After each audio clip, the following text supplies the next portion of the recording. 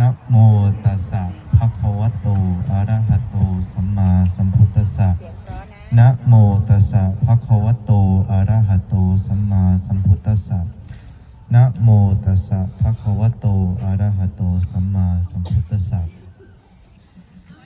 Welcome to our festival, our recitation of 13 episodes of the Vesantara story, detailing the Buddha's previous incarnation when he was born as Prince Vesantara of CP Kingdom.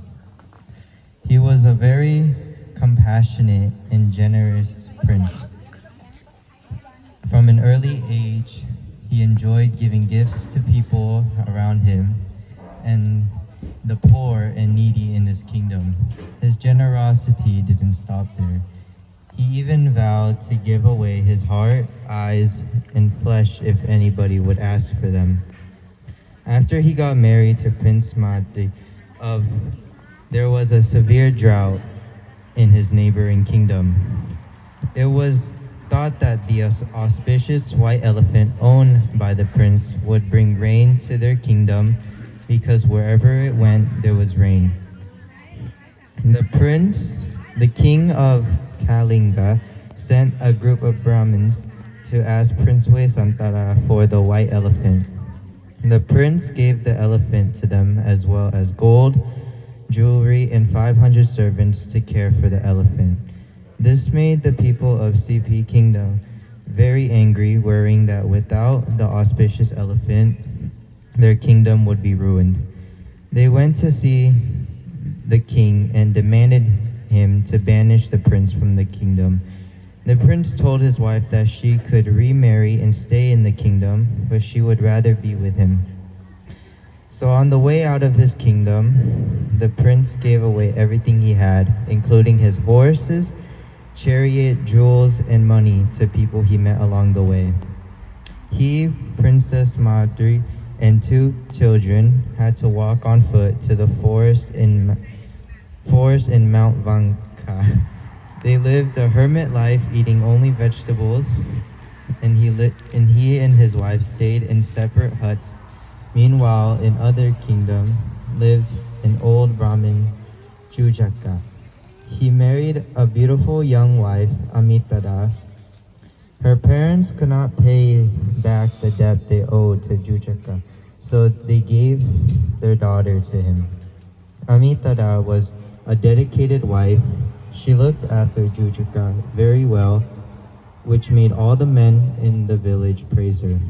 This made their wives very jealous of Amitada, and they bullied her daily.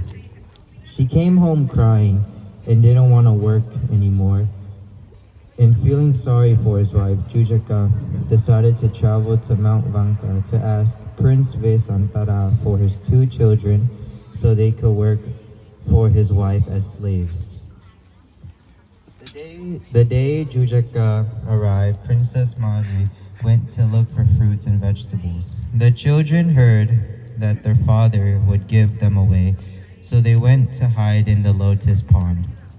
The prince called for them to come out. He gave them to Jujaka on the condition that he would take them to his father, the king, and told Jujaka that the king would reward him with a lot of food, money, and servants, and he would live a very luxurious life. The prince knew that his children would live a more comfortable life in a palace and be well looked after by the king and the queen. Meanwhile, Princess Madri felt worried about the children and rushed back to the hut, but the tigers and lions were blocking her path, and by the time she got back, it was already dark. She couldn't find her children anywhere, and heartbroken, she cried until she fell unconscious. For once, Prince Vesantara ignored her vows. He held Princess Madri, splashed water on her face, and helped her regain consciousness. He explained the reasons for giving the children away. The princess' sorrow turned to joy when she understood the reasons behind this noble extreme charity. The god Indra was concerned that the prince might give away the princess and that he would be left alone in the forest with no one to care for him. The Indra transformed himself as a Brahmin and went into ask for the princess. The princess understood full well that for her husband to achieve the supreme perfection of charity, he would have to give her away. It was tormenting for the prince to give his beloved wife away, but he did. He was happy to comply with his wish. The Indra revealed himself and gave Princess Madri back to the prince and made him promise not to give her away again to anybody else. In Buddhism, the 5 most difficult things to give are wealth, one's life, one's bodily organs, children, and a beloved partner. In his previous life, Prince Vesantara had already given away the first 3 items.